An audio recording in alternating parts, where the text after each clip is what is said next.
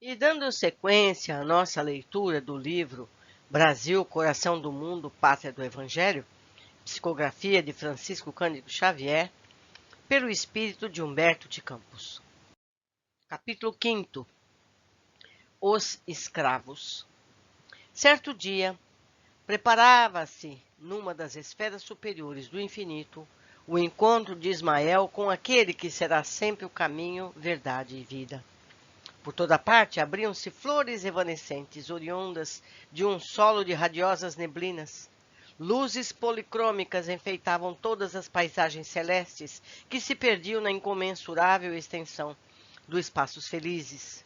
Rodeado dos seres santificados e venturosos que constituem a corte luminosa de seus mensageiros abnegados, recebeu o Senhor, com a sua complacência, o emissário dileto do seu amor nas terras do cruzeiro. Ismael, porém, não trazia no coração o sinal da alegria. Seus traços fisionômicos deixavam mesmo transparecer angelical amargura. Senhor, exclama ele, sinto dificuldades para fazer prevaleçam os vossos desígnios nos territórios onde pairam as vossas bênçãos dulcificantes. A civilização que ali se inicia sobre os imperativos da vossa vontade compassiva e misericordiosa, acaba de ser contaminada por lamentáveis acontecimentos. Os donatários dos imensos latifúndios de Santa Cruz fizeram-se à vela, escravizando os negros indefesos da Luanda, da Guiné e de Angola. Infelizmente, os pobres cativos, miseráveis e desditosos, chegam à pátria do vosso evangelho como se fossem animais bravios e selvagens, sem coração e sem consciência. O mensageiro, porém, não conseguiu continuar. Soluços divinos lhe rebentavam o peito opresso, evocando tão amargas lembranças. O divino mestre, porém, cingindo-o ao seu coração, augusto e magnânimo, explicou brandamente: Ismael, acerena teu mundo íntimo no cumprimento dos sagrados deveres que te foram confiados. Bem sabes que os homens têm a sua responsabilidade pessoal nos feitos que realizam em suas existências isoladas e coletivas. Mas, se não podemos toler-lhe aí a liberdade, também não podemos esquecer que existe um instituto imortal da justiça divina, onde cada um receberá de conformidade com seus atos. Havia eu determinado que a terra do cruzeiro se povoasse de raças humildes do planeta, buscando-se a colaboração dos povos sofredores das regiões africanas. Todavia, para que essa cooperação fosse efetivada, sem o atrito das armas, aproximei Portugal daquelas raças sofredoras, sem violências, sem qualquer natureza.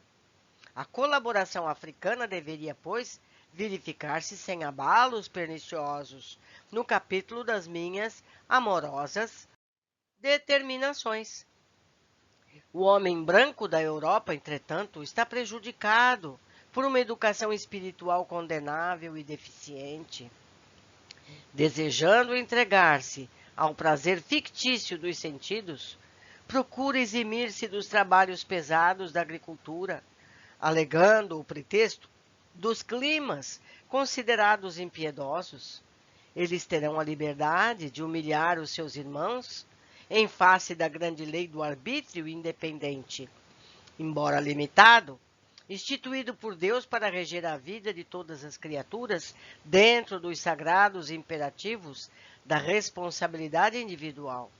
Mas os que praticarem o nefando comércio sofrerão igualmente o mesmo martírio nos dias do futuro, quando forem também vendidos e flagelados em identidade de circunstâncias. Ou seja, o que Jesus está falando aqui para ele?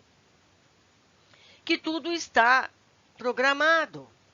Essas pessoas que estavam levando com violência esses escravos, mais à frente iam nascer escravos, iam sofrer as mesmas consequências dos atos praticados. Não é mesmo? É sempre assim. Continuando. Na sua sede nociva de gozo, os homens brancos ainda não perceberam que a evolução se processa pela prática do bem e que todo o determinismo de nosso Pai deve assinalar-se pelo amai o vosso próximo como a vós mesmos? Ignoram voluntariamente que o mal gera outros males com um largo cortejo de sofrimentos. Contudo, através dessas linhas tortuosas impostas pela vontade livre das criaturas humanas, operarei com a minha misericórdia. Colocarei a minha luz sobre essas sombras, amenizando tão dolorosas crueldades. Prossegue com as tuas renúncias em favor do Evangelho. Confia na vitória da providência divina. Calada-se a voz de Jesus por instantes, mais confortável, Ismael continuou: Senhor, não terias um meio direto de orientar a política dominante no sentido de se purificar o ambiente moral da terra de Santa Cruz? Ao que o Divino Mestre ponderou sabiamente: não nos compete cercear os atos e intenções dos nossos semelhantes, e sim cuidar intensamente de nós mesmos, considerando que cada um será justiçado na pauta das suas próprias obras. Infelizmente, Portugal, que representa um agrupamento de espíritos trabalhadores e dedicados, remanescente de antigos fenícios, não soube receber as facilidades que a misericórdia do Supremo Senhor do Universo lhe outorgou nesses últimos anos. Até os meus ouvidos têm chegado as súplicas dolorosas das raças flageladas por sua prepotência e desmesuradas ambições. Na velha península já não existe o povo mais pobre e mais laborioso da Europa. O luxo das conquistas lhe amoleceu as fibras criadoras e todas as suas preciosas energias e qualidades de trabalho vêm esmorecendo sobre o amontoado de riquezas fabulosas. Entretanto, o tempo é o grande mestre de todos os homens e de todos os povos, e, se não nos é possível cercear o arbítrio livre das almas, poderemos mudar o curso dos acontecimentos, a fim de que o povo lusitano aprenda, na dor e na miséria, as lições sagradas da experiência e da vida. Ismael retornou à luta, cheio de fervorosa coragem, dos acontecimentos foram modificados. Os donatários cruéis sofreram os mais tristes reveses no solo do Brasil. Os tupinambás e os tupiniquins, que se localizavam na Bahia e haviam recebido Cabral com as melhores expressões de fraternidade, reagiram contra os colonizadores, transformados, para eles, em desalmados verdugos. Lutas cruentas desencadearam contra os brancos que lhes depravavam os costumes. A luxuosa expedição de João de Barros, que se destinava ao Maranhão, mas que saíra de Lisboa com instruções secretas para conquistar o ouro dos Incas no Peru, dispersou-se no mar, sofrendo os seus componentes infinitos martírios e resgatando com renovados tributos de sofrimento as suas criminosas intenções na condenável aventura. Os tesouros das Índias levaram o povo português à decadência e à miséria pela disseminação dos artifícios do luxo e pelas campanhas abomináveis da conquista, cheias de crueldade e de sangue. A sede do ouro acarretava o abandono de todos os campos. A Casa de Avis, sob cujo reinado se iniciou o tráfico hediondo de homens livres, desapareceu para sempre. Depois de sucessivos desastres, após a derrota de D. Sebastião e Alcácer Quibir, o trono caiu nas mãos do cardeal D. Henrique em 1580. Portugal, exânime, entrega-se ao domínio da Espanha, acentuando-se a sua decadência com Filipe II, o mais fanático, o mais cruel de todos os príncipes da Europa do século XVI. Na formação da pátria do Evangelho, o homem branco alterara os fatores com suas taras estratificadas e com a sua vontade independente. Jesus, no entanto, alterou os acontecimentos com o seu poder magnânimo e misericordioso. Os filhos da África foram humilhados e abatidos no solo onde floresciam as suas bênçãos renovadoras e santificantes. O Senhor, porém, lhe sustentou o coração oprimido, iluminando o calvário dos seus indizíveis padecimentos com a lâmpada suave do seu inesgotável amor. Através das linhas tortuosas dos homens, realizou Jesus os seus grandes e benditos objetivos. Porque os negros das costas africanas foram uma das pedras angulares do monumento evangélico do coração do mundo. Sobre os seus ombros flagelados, carrearam-se quase todos os elementos materiais para a organização física do Brasil e do manancial de humildade de seus corações resignados e tristes, nasceram lições comovedoras, imunizando todos os espíritos contra os excessos do imperialismo e do orgulho injustificáveis das outras nações do planeta, dotando-se a alma brasileira dos mais belos sentimentos de fraternidade, de ternura e de perdão. Meus filhos, meus amigos, meus queridos, está tudo certo, embora a gente não possa entender. Jesus comanda, governa a nossa terra com todo amor e carinho, e especialmente pelas terras cristãs. Seguindo, capítulo 6, a civilização brasileira. Nas praias largas e fartas de Santa Cruz, floresciam cidades prestigiosas. Com o feudalismo das capitanias, as cidades e as vilas modernas do litoral do Brasil estavam já em seus primórdios, destacando-se dentre todos os núcleos populosos do Salvador e São Vicente, em vista das facilidades encontradas pelos colonizadores com o auxílio dos caramurus e dos ramalhos que os haviam precedido na ação junto dos indígenas.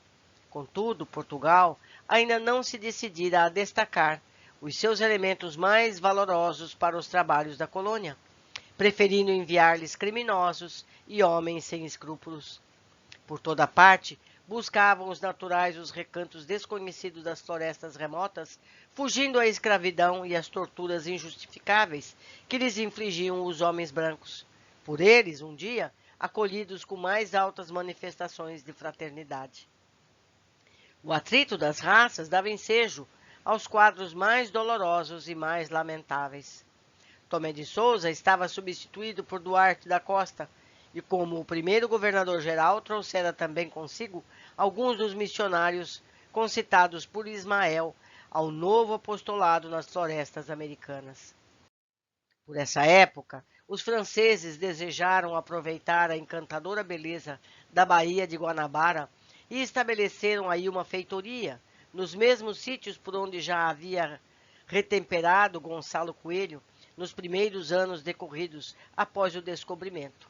Com a proteção do almirante Coligny, então favorito do rei Henrique II de França, Nicolau de Villegaignon aporta a Bahia Maravilhosa em 1555 e funda uma colônia na ilha de Sergipe, que tomou mais tarde o seu nome.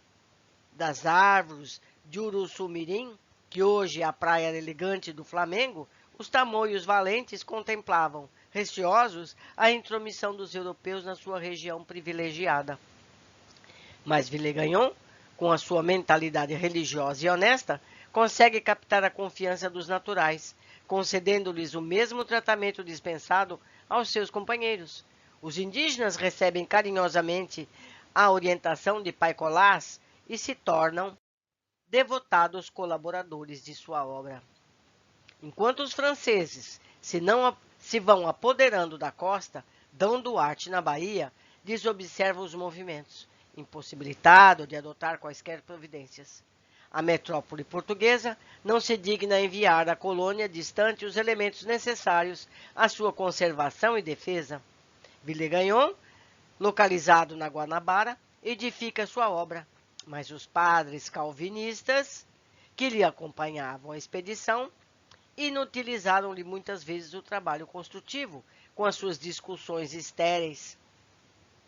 Em 1559, Villegaignon regressa à França, no propósito de buscar recursos oficiais, sem jamais tornar ao Brasil, ficando os seus compatriotas abandonados na colônia nascente. Em 1558, havia assumido o governo-geral de Santa Cruz Mendes Sá, que combate sem tréguas a influência dos estrangeiros. Com a sua energia, expele os franceses do Rio de Janeiro, destruindo-lhes as fortificações. Mal, porém, se havia retirado o governador, voltaram os franceses dispersos a reassumir a sua posição na ilha de Sergipe, com o auxílio dos tamoios, reunidos a esse tempo na maior confederação indígena que já existiu nas terras do Brasil, sob a direção de Currambebe, contra as perversidades dos colonizadores portugueses. O governador-geral reconhece a necessidade de fundar-se uma povoação que aí ficasse como sentinela na costa, a fim de eliminar os derradeiros resquícios das influências francesas. O grande projeto aguarda ensejo favorável para sua concretização. Estácio de Sá, sobrinho do governador, é então incumbido de comandar uma guarnição que ali se planta em defesa da cidade. A povoação se reparte em pequenas guarnições militares junto ao Pão de Açúcar, em uma das numerosas ilhas do Golfo Esplêndido. Os franceses, todavia, unem-se aos índios e Estácio de Sá morre em 1567, empenhado com eles em guerras. O combate em tais circunstâncias assume proporções aspérrimas e rudes. Mendes Sá reúne todas as forças disponíveis nas cidades da colônia e ataca todas as fortificações que existiam, onde hoje se situa a Praia do Flamengo e a Ilha do Governador. Obtém a mais completa vitória sobre o inimigo, mas permitiu, lamentavelmente, que aí se consumassem inauditas crueldades com os vencidos.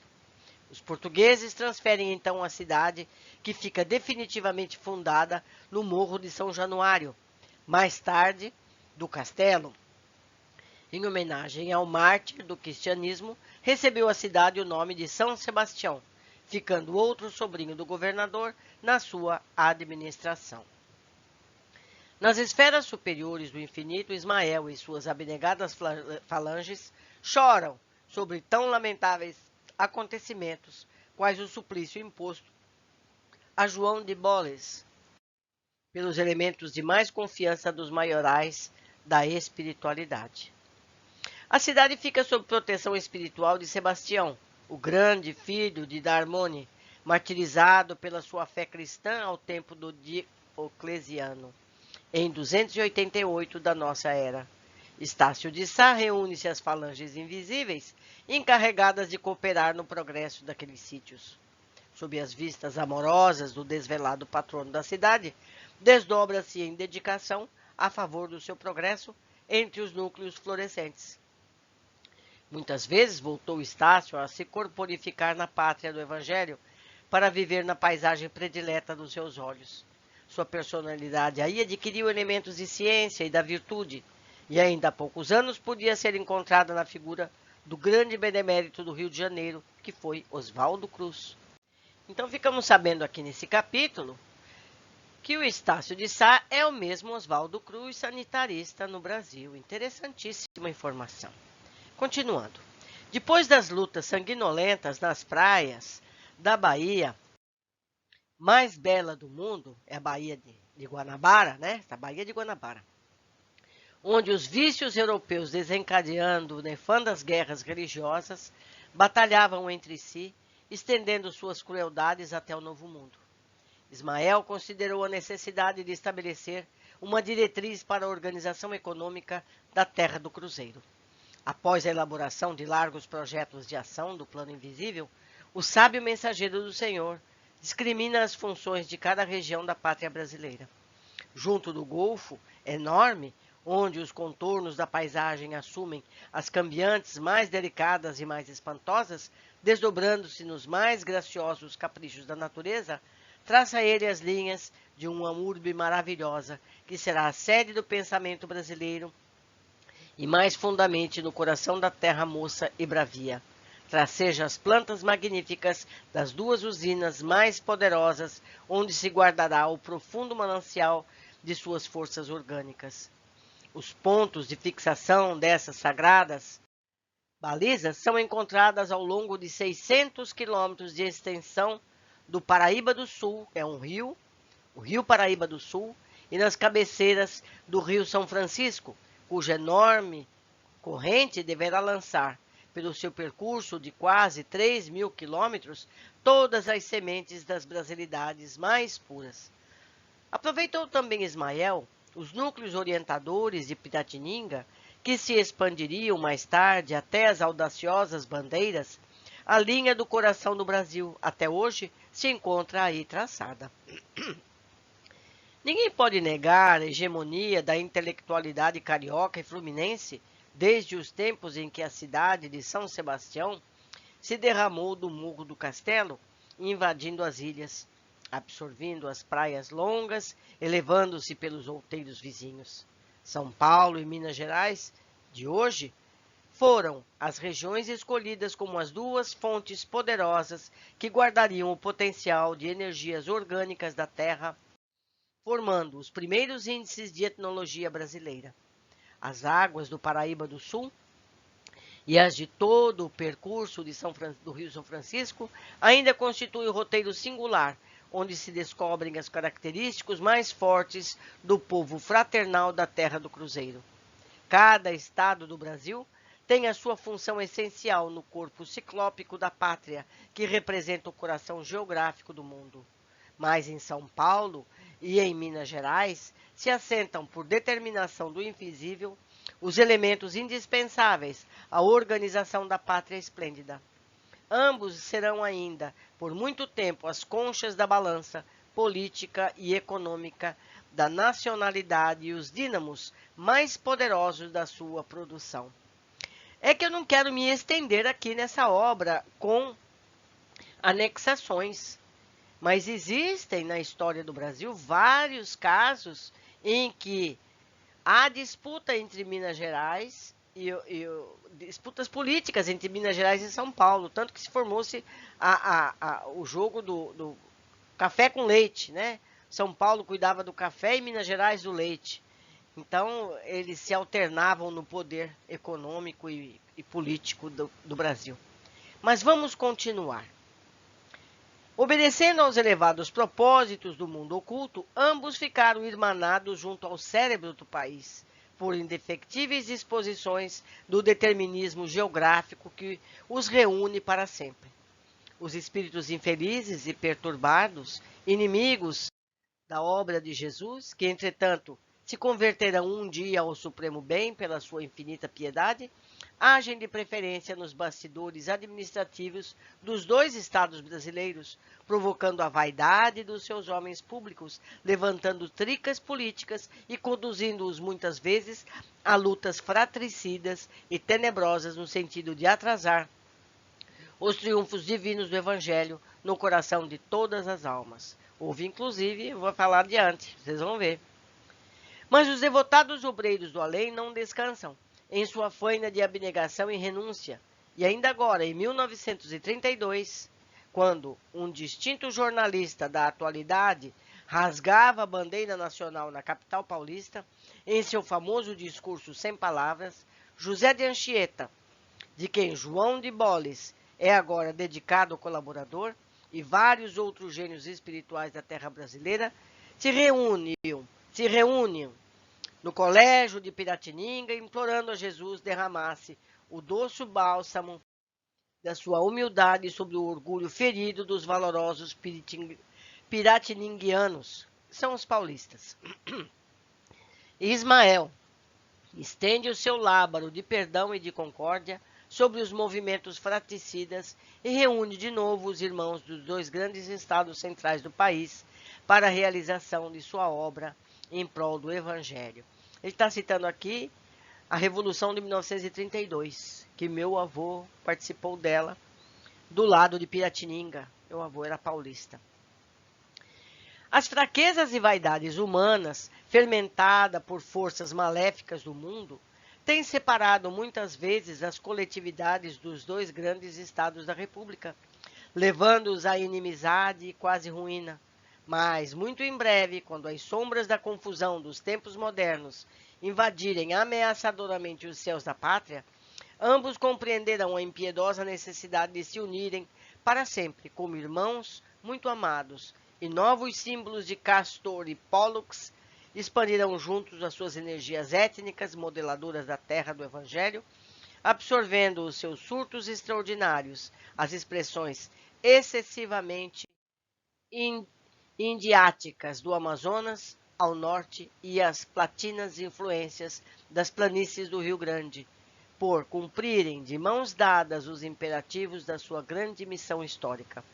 Nesse tempo, que não vem longe, as mensagens de fraternidade e de amor expedidas pelos gênios inspiradores do Brasil, do Sagrado Colégio de Piratininga, tocarão primeiramente na coroa de tênues neblinas das montanhas antes de ascenderem aos céus.